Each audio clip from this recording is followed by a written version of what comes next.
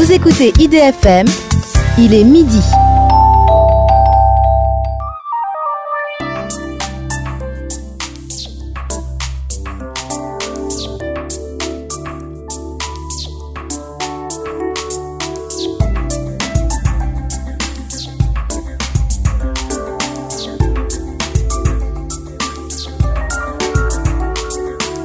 Bonjour chères auditrices et chers auditeurs, je vous souhaite la bienvenue sur IDFM, la radio qui nous rassemble, pour votre émission Les Passages. Entendez-le comme vous le voulez, votre rendez-vous mensuel santé et sérénité. Nous traitons tous les premiers samedis de chaque mois à midi de sujets inspirants qui se proposent de nous éclairer sur notre conscience à être à soi et au monde. Je m'appelle Céline Dupuis. En tant que thérapeute par le yoga et énergéticienne par le soin de la trame, je suis très intéressée par toutes les approches thérapeutiques de mes collègues. Aujourd'hui, je reçois Agnès Olivier, kinésithérapeute, fasciathérapeute et professeure de gymnastique sensorielle. Pour définir en une phrase son accompagnement, elle écrit sur son site internet « Un chemin vers soi en alliance avec son corps ». Souvent, nous anesthésions le corps pour ne pas ressentir. Mon professeur de philosophie, Denis Marquet, dit « Le courage est de ressentir ». Le sens littéral du mot courage est le fait de mettre le cœur en action. Et Goethe nous dit « La voie radicale pour saisir l'être, c'est le corps ». Est-ce à dire que pour faire chemin vers soi, il faut ressentir ? Comment faire pour ressentir ? Ralentir, est-ce une voie pour ressentir ? Est-ce que ressentir permet de saisir l'être ? Qu'est-ce que cela apporte de faire un chemin vers soi ? Saisir l'être permet-il de sortir de la souffrance ? C'est sur ces sujets que nous échangeons aujourd'hui avec Agnès Olivier. Bonjour Agnès. Bonjour Céline, comment vas-tu ? Très bien, merci. Et toi ? Eh bien, je suis hyper heureuse d'être avec toi et de pouvoir parler de ces magnifiques sujets que tu as parfaitement introduits. Moi, j'ai une gratitude infinie que tu aies accepté mon invitation, vraiment, parce que je trouve que c'est essentiel de parler de ça. Vraiment, ralentir pour ressentir. Mais déjà, j'ai envie de te poser une question, parce que tu sais, cette émission s'appelle « Les Passages ». Et je me suis dit, mais quel a été son passage à Agnès ? Parce que tu es kinésithérapeute à la base, c'est bien ça ? Oui, tout à fait, oui. Et pourquoi as-tu développé ta pratique ? Qu'est-ce qui s'est passé ? Alors en fait, moi je me suis rendu compte que la kinésithérapie était très intéressante, mais qu'elle permettait de mettre en mouvement le corps pour lui redonner une possibilité de fonction. Mais depuis très jeune, en fait, pour moi, le corps et l'esprit sont reliés. Et il n'y avait pas cette dimension-là dans la kinésithérapie, en tout cas telle qu'on l'apprend, en fait. Et très tôt, en fait, même pendant mes études, je m'étais dit, je vais chercher autre chose après. Et j'ai la chance, en fait, que ma mère était psychologue. Donc, alors elle très analytique, le corps n'était pas du tout présent, mais j'ai toujours baigné dans un monde où on pouvait aller chercher autre chose, on pouvait se faire accompagner. C'est pas du tout un tabou, en fait. Oui. Et j'ai, elle s'était formée à l'autonomie, par exemple, qui est aussi une méthode très intéressante de ressenti et pour se relier à, par exemple, c'est très intéressant pendant les préparations d'accouchement, mais même en psychologie, ça peut être intéressant. Et donc, je m'étais toujours dit, il me manque quelque chose. Et moi, j'avais pas vraiment, en fait, un rapport à ma perception très développé. J'étais assez coupée de ça. Donc, il a fallu que je cherche quelque chose qui m'aide à me relier à ça. Au début, pour mes patients, en disant comme ça va m'aider à mieux sentir ce qui se passe pour eux. Mais toujours aussi pour moi, pour mieux percevoir. Et j'ai eu une joie immense à trouver la fasciathérapie pendant que je cherchais. Au début, j'avais pensé à l'ostéopathie, comme beaucoup de professionnels, beaucoup de kinés font de l'ostéopathie. Puis, à ce moment-là, après les études de kiné, je voyais pas repartir sur 5 ans d'études. C'est comme ça. Et la fascia est très proche de l'ostéopathie, mais tissulaire. Et en fait, ça m'a complètement séduit. Donc, je suis rentrée dans ce cursus-là. Et est-ce que tu peux nous expliquer un petit peu plus qu'est-ce que la fasciathérapie, justement ? Oui, bien sûr. Merci. Alors, la fasciathérapie s'adresse aux fascias. Les fascias, c'est des tissus conjonctifs, c'est des secondes peaux. En fait, quand on regarde la peau, on se rend compte que c'est un maillage de fibres, un maillage de tissus entrelacés qui assure une bonne répartition à la fois de volume total, mais aussi les échanges entre milieu intérieur et extérieur. Et ces tissus, en fait, c'est comme s'il y en avait plusieurs couches de peau dans le corps, autour des viscères. Ça permet que chaque zone du corps soit bien organisée, bien à sa place. Et ce fascia, il est étudié, en fait, depuis pas si longtemps que ça. Il est étudié, finalement, on va dire principalement depuis les années 2000, donc c'est quand même très récent dans l'étude de l'anatomie. Ah oui, c'est très jeune. Et c'est parce que c'est un tissu qui a des propriétés in vivo, dans le vivant. Et c'est parce qu'on a pu mettre des caméras dans le corps, et donc grâce aux nouvelles technologies, à la miniaturisation, qu'on s'est rendu compte en fait à quel point il est extraordinaire. Alors après, moi je suis pas une experte des recherches sur le fascia, je m'en étais intéressée un peu du temps de mes études, mais il y a plein de manières de le travailler et beaucoup d'approches manuelles se référencent maintenant au fascia en disant bah oui, c'est grâce à lui que tel et tel effet fonctionne. La fasciathérapie que j'ai appris, c'est un kiné ostéopathe qui a senti qu'en fait, donc l'ostéopathie parle déjà des fascias. Et donc ça date de manière expérimentale. Ils avaient commencé à se dire, tiens, quand on sent ça, c'est certainement ce tissu-là qui est en jeu, quoi. Mais cet ostéopathe, il allait plus loin, en fait, dans son étude du fascia. Et il a avancé vers vraiment le déploiement de la perception. Il s'est rendu compte que quand on touche le corps d'une certaine manière, on se relie à une forme de mobilité interne du corps qui quand on est en lien avec cette mobilité interne, eh ben, on est plus présent, on habite mieux son corps, on se sent mieux être en soi. Et donc, au début, c'était pour soulager les douleurs, mais au bout d'un moment, il a vraiment déployé une méthode en parallèle de la fasciathérapie, même qu'il a appelée la somatopsychopédagogie, pour vraiment une pédagogie pour mieux percevoir son corps, pour acquérir de nouvelles compétences intérieures quelque part. Donc c'est dans cette orientation-là que je travaille avec les fascias, parce que finalement il y a plein de manières de travailler avec les fascias. Moi je trouve ça magnifique parce que justement Maître Louis Hahn nous dit que cela qui perçoit est notre vraie nature. Et tu as parlé de perception, de percevoir, d'être, et en fait c'est rejoindre notre vraie nature. Ouais, ben ça, plus ça va et plus je me rends compte que quand je suis en perception de ce qui se joue en moi, eh ben je peux aussi percevoir qu'il y a un degré d'observateur quelque part qui est là et qui voit tout ça. Donc je suis embarquée dans le mouvement et uniquement dans le résultat du mouvement et uniquement dans ce que j'ai envie de faire. Bah, c'est difficile d'être en collaboration et surtout de goûter ce qui se passe, quoi. Et puis d'être en lien avec cet espace-là qui est même au-delà de la perception, j'ai envie de dire. Donc quelque part, quand tu poses les gestes, c'est pour la beauté du geste et c'est pas pour le résultat. C'est pour goûter c'est-à-dire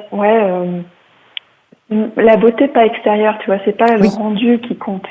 C'est le qu'est-ce que ça me fait de faire ce geste? Comment je suis avec? Comment je me perçois de le faire? Qui suis-je quand je suis en train de le faire, par exemple? Tu vois, ça amène à toutes ces questions-là, finalement. D'où cette discussion que tu avais lancée, je me souviens, sur notre collectif We Care, We Are, où tu avais parlé de ce thème qui m'avait bouleversée, de ralentir. Ralentir pour percevoir. Ouais. Alors pour moi, ralentir, c'est ce que j'ai découvert parce que j'étais pas forcément en facilité avec la lenteur, parce que la lenteur, en fait, ça amène à sentir plein de choses, mais pas que du joyeux. Ça amène aussi à sentir nos freins, nos résistances, nos gênes. Et c'est tellement plus facile de courir pour les éviter, ces sensations-là, que dans un premier temps, quand on n'est pas du tout habitué à ralentir et à prendre soin d'écouter ce qui se passe en soi, il y a beaucoup de gens qui fuient en fait, qui refusent d'aller rencontrer ça. Quel est l'intérêt d'ailleurs ? Quel est l'intérêt d'aller le rencontrer ? Parce qu'en fait, il n'y a pas que ça. Pour moi, c'est ça. C'est qu'il y a aussi une présence quand on est dans cette écoute lente. Il y a une présence qui permet que le mouvement soit habité. Donc oui, dans un premier temps, quand on n'est pas habitué, qu'on s'arrête, au début, on peut sentir le flot d'agitation, et c'est ça qui fait peur. Mais dès que ce flot il se calme un petit peu, en réalité, c'est tellement agréable de sentir qu'on est avec ce qui est en train de se passer. Et finalement, des démarches artistiques, des démarches de précision, quelqu'un qui est en train de faire, des trucs miniatures où il doit être très précis, il est obligé d'être à 100% avec ce qu'il est en train de faire. Complètement présent. Il est beaucoup dans l'action, mais n'empêche, il doit être avec. Il doit être avec, oui. Et c'est ce être avec qui compte en fait. Et il y a plein de manières d'être avec soi pendant qu'on est en train de faire les choses. Et en même temps, et si tu veux bien, on y reviendra juste après la pause musicale, la première pause. Mais il y a aussi une différence entre ralentir, ressentir et contrôler. Ralentir pour contrôler. Alors oui, ça c'est super intéressant parce que le problème du ralentissement, c'est que parfois au départ, on freine. En fait, on freine le mouvement, c'est-à-dire qu'on ralentit, mais pour mieux garder le contrôle, sur ce qui est en train de se passer. Mais ça, c'est pas du tout la même fluidité en fait. Voilà, c'est ça. Quand on fait des mouvements sensoriels, c'est assez lent pour sentir. Mais ça doit rester fluide, global, et ça permet de sentir autre chose. Par contre, quand on ralentit juste pour faire comme l'autre et qu'on n'est pas avec, et qu'on est dans un ralentissement en fait freiné, ça devient lourd, pesant. Le mouvement, tu vois, il y a comme des accroches, ça fait tac, tac, tac, tac. Oui, c'est même épuisant. Léger. Et oui, ça c'est la vigilance. Parce qu'au départ, comme il y a beaucoup l'intention de bien faire, de faire comme on voit l'autre faire, et non pas comme on se sent en train d'être porté par nos mouvements intérieurs pour faire, on contrôle pour faire comme la tête croit qu'il devrait être fait. Et la tête, elle peut accompagner, mais c'est elle qui prend le dessus, en fait, elle bloque la liberté de mouvement, en fait. Et oui. Et justement, tu parlais d'intention et tu as choisi un titre de Grand Corps Malade qui parle justement de cette intention d'être un artiste. Mais quelle est l'intention qui est portée par cet élan, quoi? C'est chemin de traverse. Tu peux nous en parler? Pourquoi ce choix? Alors, ce choix, il est... En fait, je cherchais un titre pour un truc que je voulais faire. Et c'était le mot chemin de traverse qui était venu. Et puis, j'ai regardé sur Internet. Alors, il y avait bien sûr Chemin de traverse de Harry Potter. Mais je suis tombée sur ce titre. Et ça me parle énormément parce que au-delà de la fascia, je me suis intéressée à des démarches de coaching, d'accompagnement. Et j'aime beaucoup les temps de transition. Je trouve que c'est des temps assez fascinants. Et dans cette chanson, pour moi, ça raconte ça. C'est les choix qu'on fait, les intentions qu'on porte. Et comment parfois ça nous emmène dans des chemins de traverse. Pas tout à fait là où on avait décidé justement. Mais quand on est vraiment avec l'écoute de ce qui est bon pour soi, avec le discernement, en fait, ça nous amène là où on doit être et pas là où on croyait que d'après des statistiques, ça serait bien d'être. Oui, tout à fait. Et moi, je me suis bien reconnue aussi dans ce texte. Merci d'ailleurs pour cette découverte, Chemin de traverse de Grand Corps Malade. Pour rêver nos lendemains, on a pris d'autres chemins, on a pris d'autres chemins.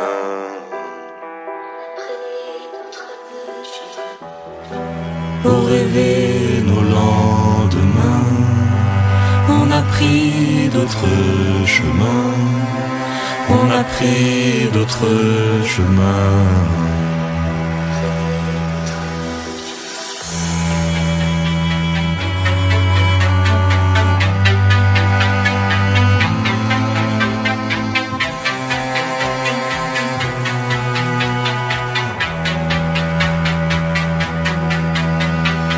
À quel moment tu prends ta décision et c'est quoi qui fait pencher la balance? Pourquoi tu prends telle ou telle direction, celle de tes doutes ou celle de tes croyances? Est-ce ton idée ou celle du paternel quand tu te décides à prendre cette voie? Celle de tes rêves ou des remords éternels? Alors cette fois c'est ton droit, c'est ton choix. Tu as décidé d'être un artiste, un choix subversif ou un choix tendance, un mélange de confort et de prise de risque, une décision d'adulte, un rêve d'enfance. Un métier loin des modèles familiaux, est-ce une envie ou une envie de rébellion?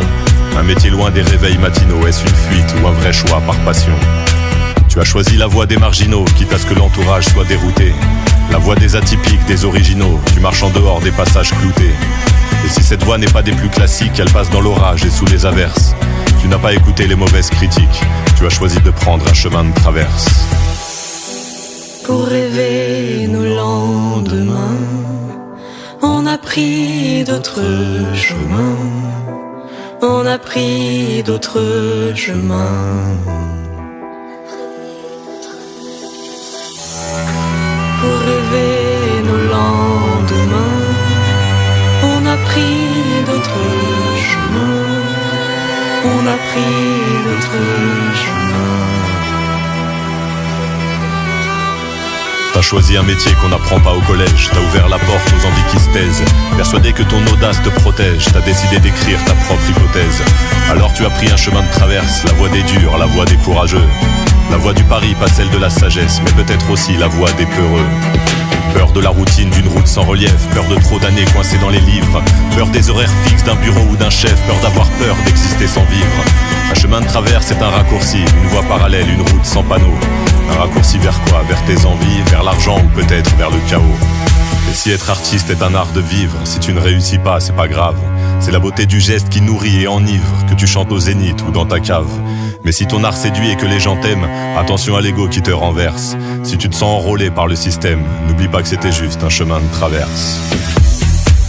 Pour rêver nos lendemains, on a pris d'autres chemins, on a pris d'autres chemins.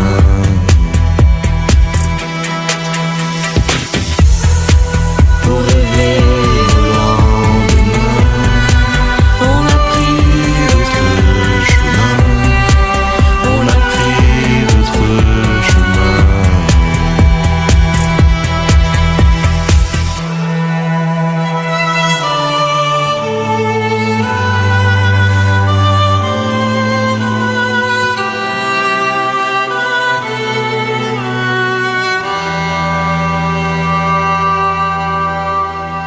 Nous venons d'entendre Chemin de traverse de Grand Corps Malade. Vous êtes sur IDFM, la radio de toutes les générations. Et vous écoutez votre émission Les Passages. Entendez-le comme vous le voulez. Je m'appelle Céline Dupuis et je suis en compagnie d'Agnès Olivier. Le sujet d'aujourd'hui est ralentir pour ressentir. Et nous étions justement, Agnès, en discussion sur ralentir, mais sans chercher à contrôler, sans chercher finalement à obtenir un résultat, sans avoir un but. Ralentir pour être. Est-ce que je le dis correctement? Ouais, moi j'aime bien quand tu dis ça. C'est vrai que je vais rarement jusqu'à dire ralentir pour être, mais j'aime beaucoup cette idée. Et en fait, ce qui est bien, c'est l'idée que, en fait, quand on regarde la nature, il y a plein de rythmes. Mais il y a des rythmes très lents, les rythmes, un arbre qui pousse, ça se voit pas, mais ça, c'est perpétuel en fait. Dans notre corps aussi, quand ça cicatrise une partie du corps, ça prend beaucoup de temps. Enfin, ça prend beaucoup de temps. Souvent, il y a beaucoup d'impatience. C'est pour ça que ça bouge. On a l'impression que ça prend du temps. Ça prend le temps juste, ça prend le temps de la nature en fait. Et si on laisse faire ça, si on freine pas, en fait, c'est un rythme normal. C'est comme une saison. C'est normal entre guillemets. Mais je pense que c'est l'impatience qui crée de l'impossibilité à ralentir sans vouloir contrôler, parce qu'on voudrait aller plus vite, on voudrait que le résultat arrive plus tôt. Et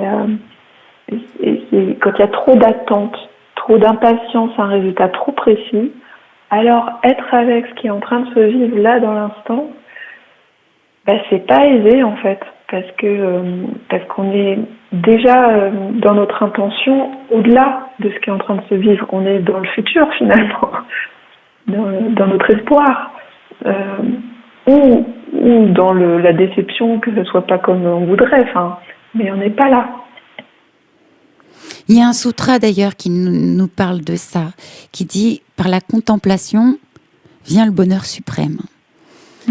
Et c'est vrai que je pense que contempler peut pas se faire dans la projection, c'est impossible.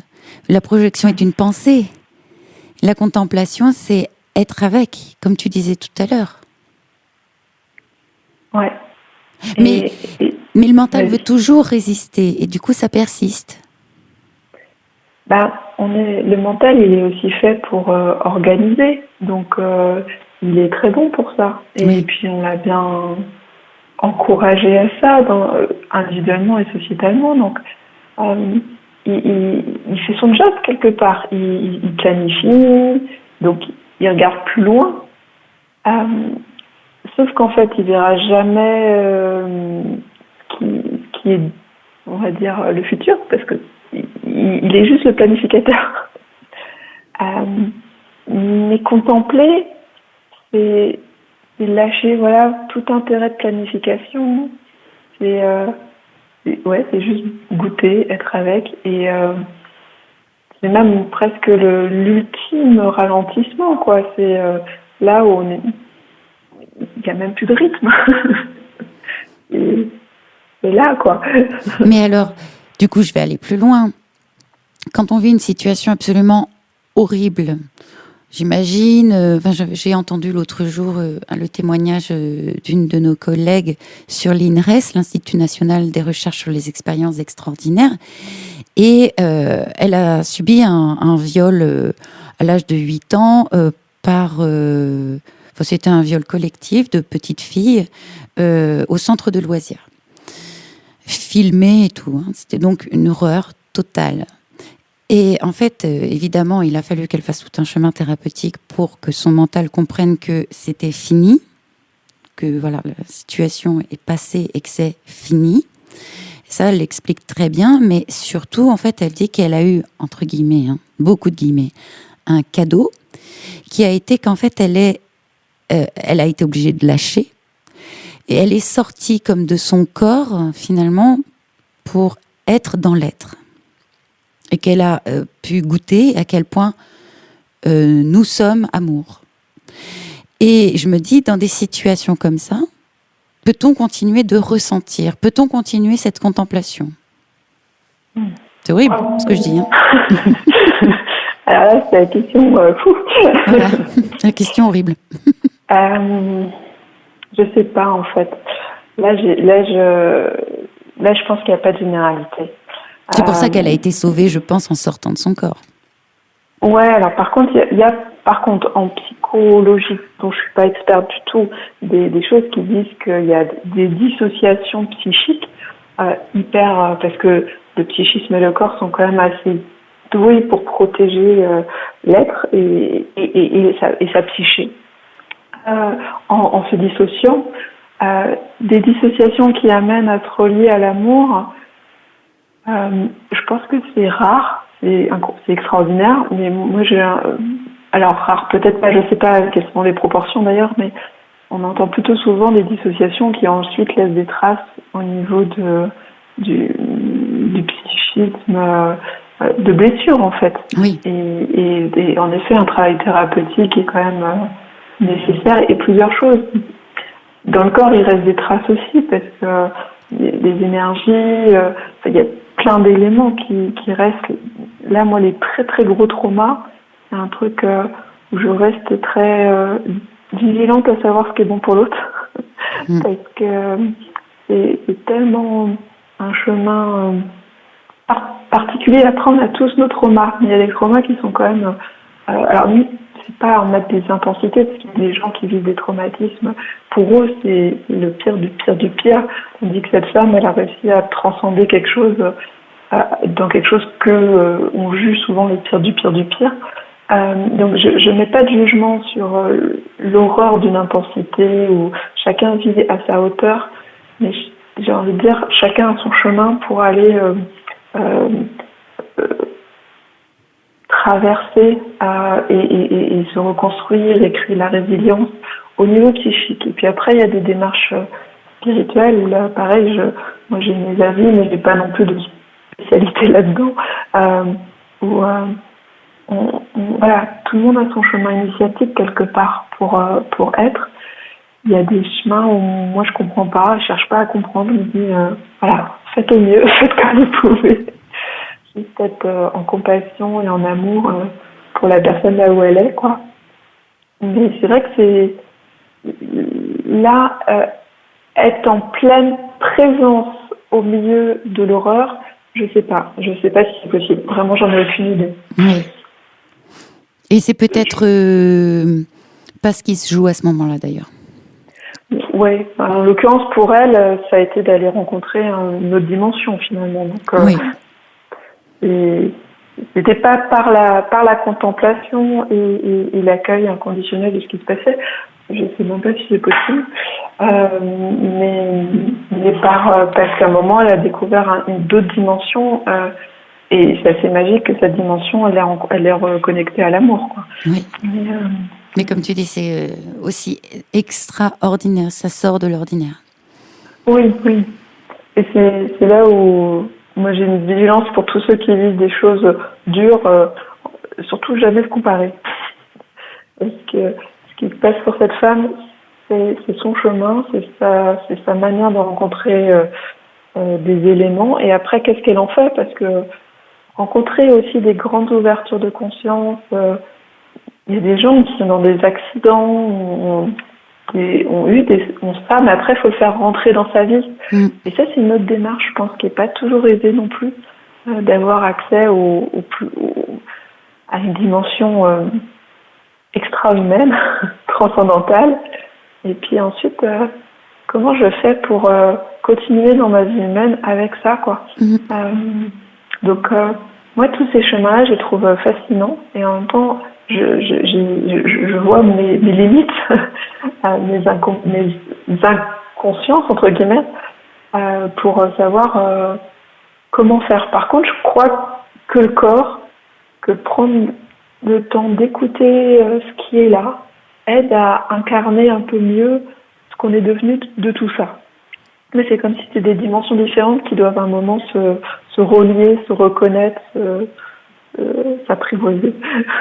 Et du coup, c'est pour ça que tu fais tout ce travail aussi pour les transitions de vie, parce que le corps parle.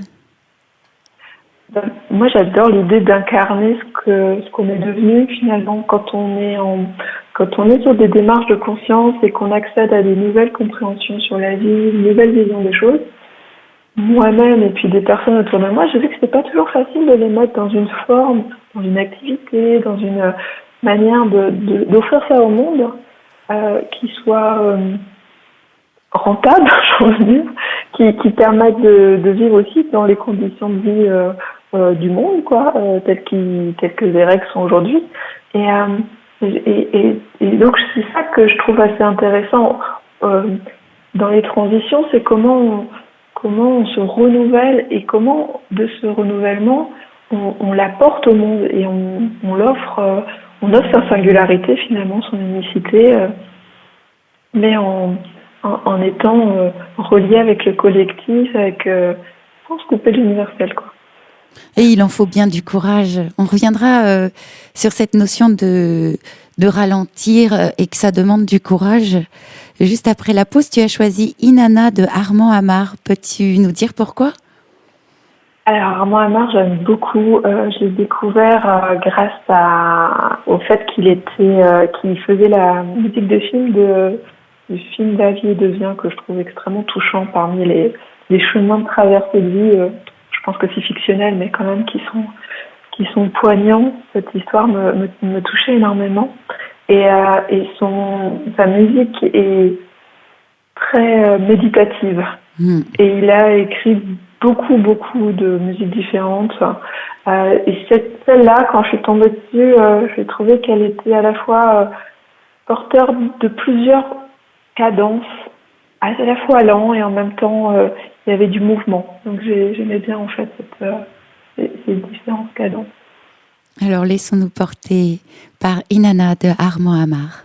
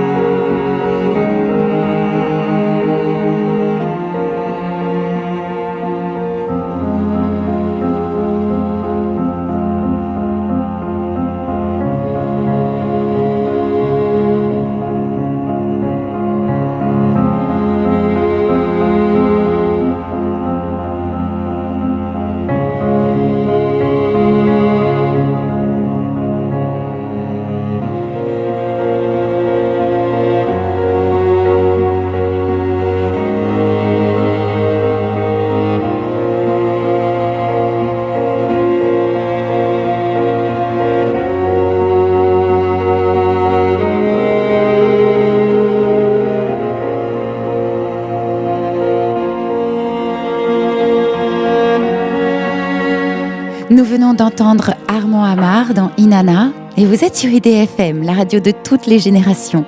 Vous écoutez votre émission Les Passages. Entendez-le comme vous le voulez. Je m'appelle Céline Dupuis et je suis aujourd'hui en compagnie d'Agnès Olivier. Notre sujet du jour est ralentir pour ressentir. Agnès, nous parlions justement de transition et du courage qu'il fallait pour faire ces transitions de vie. Et pourquoi je parle de courage? Parce que d'un coup, quand j'entends courage, j'entends que c'est le cœur. C'est le cœur qui est en action et ce n'est plus le mental qui veut, lui, plutôt organiser et contrôler. Est-ce que tu pourrais nous parler justement de comment accéder à ce courage? Alors, moi j'aime bien une phrase, quand j'entends courage, j'entends souvent cette phrase qui a été reprise par les groupes des alcooliques anonymes et consorts, c'est mon Dieu ou puissance supérieure ou la vie, comme on veut en fait dans la définition de cet espace infini qui nous dépasse. Donne-moi la sérénité d'accepter les choses que je ne peux changer, le courage de changer les choses que je peux et la sagesse d'en connaître la différence. Et je dis ça parce que je pense que mettre le courage, ça doit être aussi mis au bon endroit, c'est-à-dire au moment où on est en mesure de passer à l'action, en mesure de poser un acte. Et parfois l'acte c'est de s'arrêter, parfois l'acte c'est de se taire, de faire silence, d'écouter.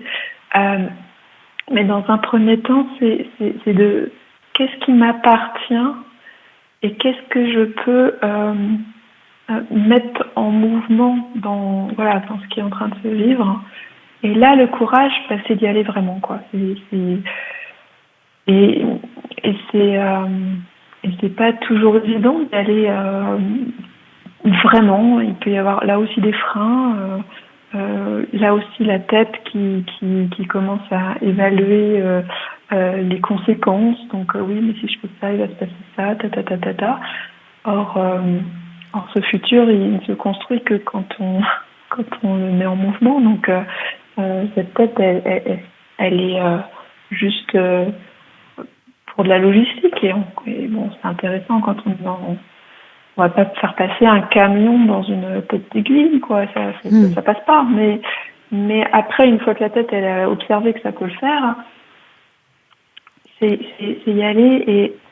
Et là, étonnamment, c'est percevoir ce qui se passe, mais pas de s'arrêter à ce qui se passe en soi, quoi. Parce qu'il y a un moment où quand on est porté par le mouvement, c'est extraordinaire. Donc parfois on se dit, moi je me dis, tiens, j'ai envie de suivre les élans que quand tout est porteur et qu'il n'y a pas du tout de frein. Il y a un moment où parfois je peux sentir que là le courage, il est d'y aller, même quand je sens le frein, la peur, beaucoup c'est souvent des peurs, et que c'est important d'aller quand même, quoi, parce que derrière, en fait, c'est là où je dois être. C'est ça que je dois ressentir, c'est ça que je dois vivre, c'est cette rencontre-là avec l'autre, avec moi, avec la vie, où je me sens attendue, quoi. Et oui, de répondre à cet élan finalement ardent, ce feu qui brûle en nous et qui ne veut que se manifester. C'est un peu ça? C'est ça. Et c'est là où parfois ça passe par ne plus trop écouter les sensations du corps qui appuient sur la pédale de frein en même temps que l'accélérateur est appuyé, quoi. Et oui. Et là, ça... Et là, c'est ressentir le frein, ne pas chercher à s'en soulager en fuyant, c'est ça? C'est plus traverser en fait la peur, finalement. C'est ça. Et puis se relier peut-être aux deux dynamiques, c'est-à-dire à l'élan ardent, parce que c'est lui qui porte. Pourquoi, en fait, dans un pourquoi, mais dans une intention profonde qui nous porte, et puis d'accepter, en effet, de ressentir ces freins, mais comme tu dis, sans chercher à les soulager par l'évitement. Sinon, on étouffe en fait les parties de soi qui ont envie de s'exprimer et qui n'auront pas eu l'occasion à ce moment-là, et qui perdent. En fait, je pense qu'il y a ce truc, on perd aussi la capacité à sentir que ces peurs, elles sont pas bien graves si on les a pas une ou deux fois traversées. Oui. en disant ah bah ouais j'ai peur, mais là j'y vais quand même, et puis mais en fait c'était pas, ça va, je peux gérer ce niveau de peur entre guillemets. Il fait partie du jeu, quoi. Oui, du coup, on voit comme une illusion, en fait, comme s'il y avait des filtres devant nos yeux qui nous ont fait croire que c'était dangereux, mais ça l'était pas. C'est ça. Et c'est là où on entend dans beaucoup d'enseignements que la perception n'est pas à vraiment écouter. Et oui et non. Parce qu'en effet, parfois, c'est une illusion, comme tu dis. C'est un genre de truc de fumée là qui nous empêche de percevoir qu'au fond, derrière, il y a un vrai élan. Et oui, mais si on faut suivre les deux. pas... Parfois on se trompe, on s'est piégé par le truc de fumée, et après coup on se dit finalement, donc on apprend en fait. C'est là où le discernement se fait. Et c'est vrai que le fait de percevoir à la fois d'abord l'ombre, enfin le frein, lui permet de se dissiper pour peu qu'on lui donne pas de raison quelque part. C'est là où il demande à être accueilli, en effet. Si on ne le perçoit pas, on ne peut pas l'accueillir. Ouais. Donc le percevoir, l'accueillir, mais pas lui donner raison. Pas lui dire oui, tu as bien raison, allons nous planquer, ça sera beaucoup mieux. Ah oui, mais c'est vraiment ça. Tout à l'heure, justement, tu disais le mot acceptation, et on en parlait tout à l'heure pendant la musique de Armand Amar, toutes les deux. Ce phénomène d'acceptation, je dis souvent, moi, à mes élèves, on ne peut lâcher que ce qu'on a accepté. On nous dit souvent, il faut lâcher prise. Comment lâcher ce qu'on n'a pas accepté finalement? Et comment accepter l'inacceptable? Enfin, on en revient toujours au même truc, quoi. Déjà, lâcher ce qu'on n'a pas accepté avant de passer à l'inacceptable. J'ai envie de dire, accepter, c'est donner de l'amour à ce qui est. Et puis, c'est aussi, si on prend le côté hyper raisonnable, c'est être avec ce qui est. C'est comme ça. C'est d'arrêter de vouloir se battre contre une situation qui est là. Ok, j'ai mal, ok, je peux pas faire ça, ok, je voudrais ça, mais c'est pas là. C'est là, point. Aujourd'hui, c'est comme ça. Accepter, c'est juste ça. Accueillir, je dirais, c'est un peu l'étape d'après, c'est en plus je mets d'amour, quoi. J'arrête de me taper dessus, j'arrête de m'en vouloir de pas avoir fait les bons choix, j'arrête tous ces trucs-là qui là aussi, accepter les choix qu'on a faits au moment où on a pu les faire parce que c'était les meilleurs choix qu'on pouvait faire à ces moments-là. Après coup, on a gagné en ressources, on a gagné en qualité de conscience. Donc, on se dit, ah oui, ça aurait dû être autrement. Mais à ce moment-là, c'était comme ça. On avait ça comme capacité d'observation, énergie disponible. Donc, on a fait comme on pouvait. Donc, accepter aussi ces choix, ces possibilités, ces impossibilités. Après, accepter l'inacceptable, alors,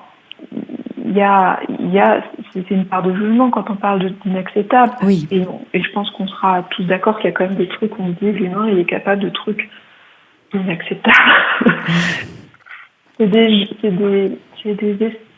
Voilà. Là, pour moi, c'est des espaces qui me dépassent de qu'est-ce qui se passe à ce moment-là, qu'est-ce qui est possible. Je crois, et comme je disais à l'intermédiaire, entre guillemets, c'est pas le moment d'acceptation immédiat, c'est de faire au mieux à ce moment-là, de s'entourer de soutien après coup,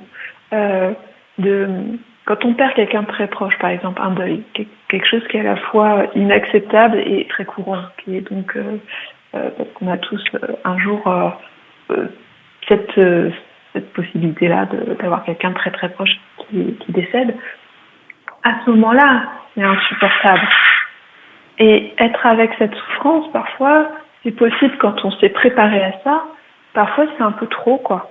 Et trouver ce qui nous fait du bien pour faire au mieux. Puis progressivement, quand on décide qu'on n'a pas envie que ça nous empêche de vivre, alors il y a un moment où la vie, on va chercher des trucs de plus en plus qui nous amènent à accueillir, à traverser. Et puis il y a un moment où on est prêt à traverser et à accepter l'intensité de la douleur et tout ça. Et je trouve que c'est un peu pour tout. C'est là que ça ralentit. Tu vois, c'est à ce moment où on est prêt à accepter, ce que je me vois, moi, par exemple, au décès de maman. D'abord, il y avait plein de choses à faire et ça m'arrangeait bien. J'étais dans l'action, vite. Et puis tout à coup, j'ai été prête. Et là, tout s'est ralenti. Et j'avais vraiment besoin de ce ralentissement. Oui, c'est ça. C'est qu'il y a aussi que parfois les conditions autour de nous, elles nous offrent les occasions pour que ce soit le bon moment. C'est très délicat, très épidermique au départ du décès. Soit on fuit, soit on est débordé par de l'émotionnel. Et donc il y a tous les trucs administratifs, rangés. Enfin, l'autre est très présent en fait. Il n'est pas encore parti, il est là en fait. Il est là par tout ce qu'il y a à faire. Et moi j'avais beaucoup aimé une conférence de Christophe Forêt, je crois, qui parle beaucoup de ce sujet-là et qui disait que parfois c'est autour d'1 an et demi, 2 ans qu'il y a un moment encore un peu plus délicat, c'est que c'est à distance, mais c'est encore très présent. Et il y a des temps de déprime qui sont pas des vraies dépressions, qui sont des moments où l'énergie psychique il décroît, quoi. Il est un peu ça peut être une occasion d'acceptation quand c'est possible ou un peu plus tard. Mais c'est pas linéaire ces trucs-là. Et je suis pas la spécialiste du deuil, hein, mais voilà, ça fait partie des choses qui sont souvent vécues comme difficilement acceptables et en même temps tellement courantes. Après, les autres sujets, comme on a abordé tout à l'heure, tellement des trucs complexes que là, c'est un autre niveau de considération d'inacceptable, mais comme les guerres, comme tous ces trucs-là, quoi. Ouais, tout à fait. Et tu as choisi un titre pour cette dernière pause musicale qui est plutôt joyeux, même d'ailleurs on parle de guerre, un titre de Coldplay, Adventure of a Lifetime. Alors le premier qui se moque de mon accent, il passe direct par la fenêtre.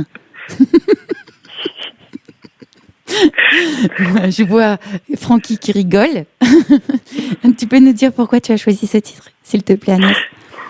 Parce que je vais pas faire mieux dans l'accent, donc ce titre, ça ira très bien pour le nommer. Parce que déjà j'aime bien Coldplay, parce que justement j'avais aussi envie de dire que la vie c'est plein de rythmes, hein, c'est plein de mouvements, et que c'est une belle aventure, quoi.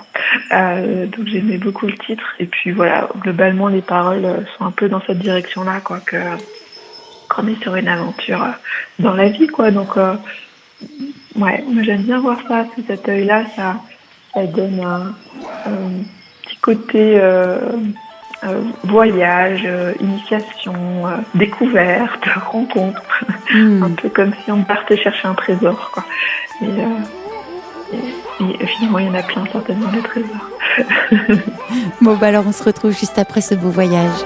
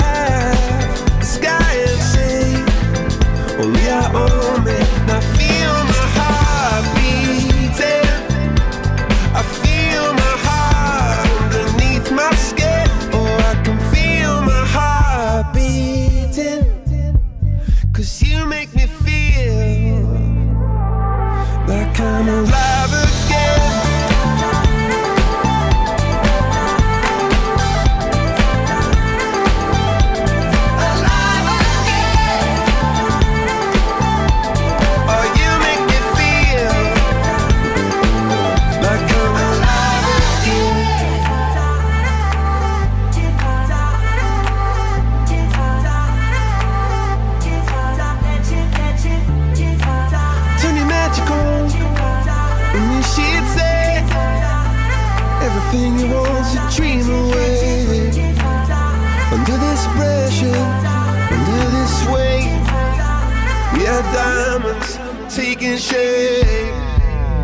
We are diamonds taking shape.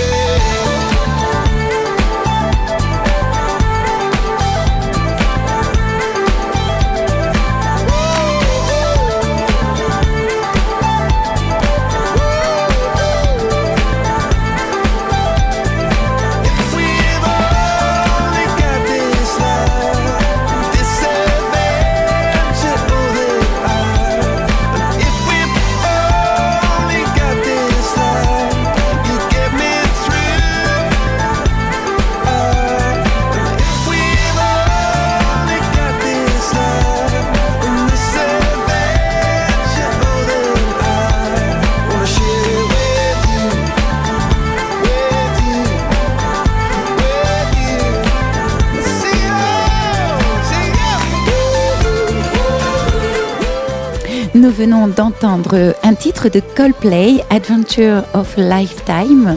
Vous êtes sur IDFM, la radio de toutes les générations. Vous écoutez votre émission Les Passages, entendez-le comme vous le voulez. Je m'appelle Céline Dupuis et je suis en compagnie aujourd'hui d'Agnès Olivier, qui est fasciathérapeute. Et notre sujet du jour est ralentir pour ressentir. Alors, Agnès, s'il te plaît, qu'est-ce que tu voudrais encore nous dire, s'il te plaît, sur cette évidence pour toi de ralentir, peut-être pour transitionner, pour accueillir le nouveau dans la vie? Peux-tu nous en parler? Ouais, moi en fait, j'ai envie de dire c'est comme une danse. C'est de se mettre à la bonne cadence. Et que nos cadences actuelles, sociétales, encouragent à aller toujours plus vite. On aime avoir des réseaux, par exemple, informatiques qui vont super vite. Mais qu'en fait, pour vraiment être au bon moment, au bon endroit, il faut savoir danser avec les différents rythmes. Et souvent, ça demande de ralentir, parce qu'on va trop vite globalement, j'ai envie de dire. Pour beaucoup de personnes, en tout cas. Mais ensuite, c'est pas ralentir pour rester un escargot. C'est jouer avec des rythmes différents. C'est faire varier les cadences. C'est savoir trouver bien sentir des séquences. Il y a des séquences un peu comme la marée. Quand on regarde une marée, il y a à la fois ça va très lent et puis en même temps chaque vague, elles ont leur rythme. Donc il y a plein de rythmes en même temps. Et c'est juste être conscient que pour percevoir, ça aide vraiment. Pour accueillir et accepter, ça aide vraiment. Qui sont quand même deux éléments extrêmement importants quand on veut commencer à prendre soin de soi, j'ai envie de dire. Oui. Tout simplement. Pour son corps ou pour sa tête ou pour ses projets. Et ensuite, aussi quand on veut aussi être plus relié à des questions, j'ai presque envie de dire même écologiques, c'est-à-dire relié au cycle naturel du vivant, apprendre que dans notre corps, il y a des rythmes naturels et que ces rythmes ils méritent vraiment d'être progressivement de plus en plus perçus pour pouvoir se laisser porter par ça, ça devient assez logique qu'on est plus conscient des différentes énergies, des saisons, des choses comme ça. Donc on ne va pas avoir envie d'aller au même rythme tout le temps, de faire les mêmes choses tout le temps, de la même manière.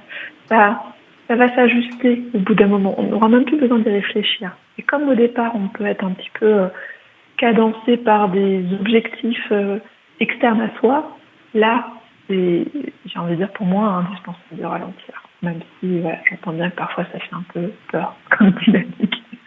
Mais elle est en fait très joyeuse dès qu'on s'y glisse. En fait, c'est hyper agréable.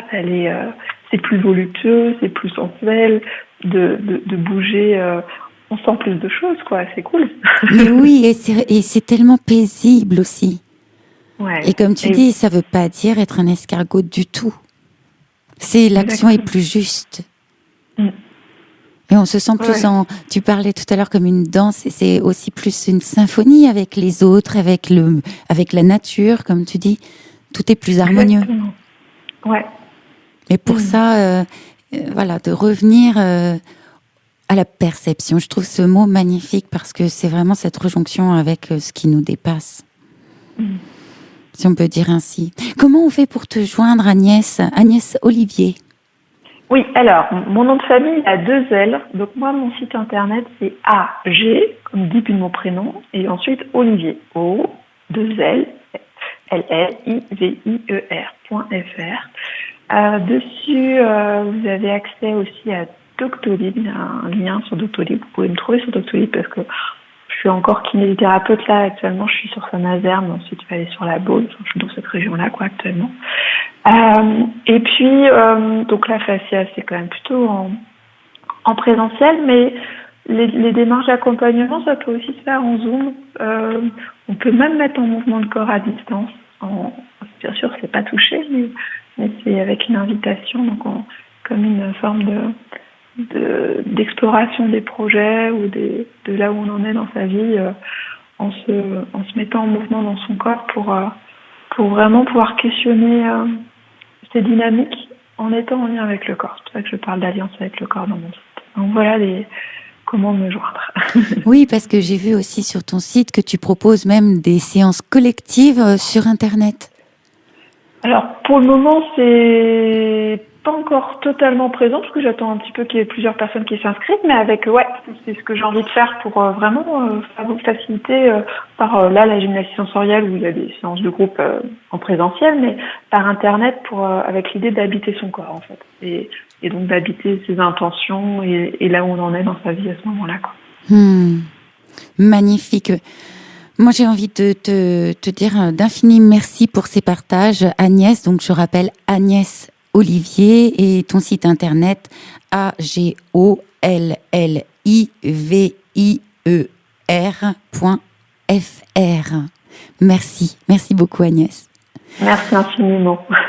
Et puis merci à tous infiniment aussi pour votre fidélité, chères auditrices et chers auditeurs.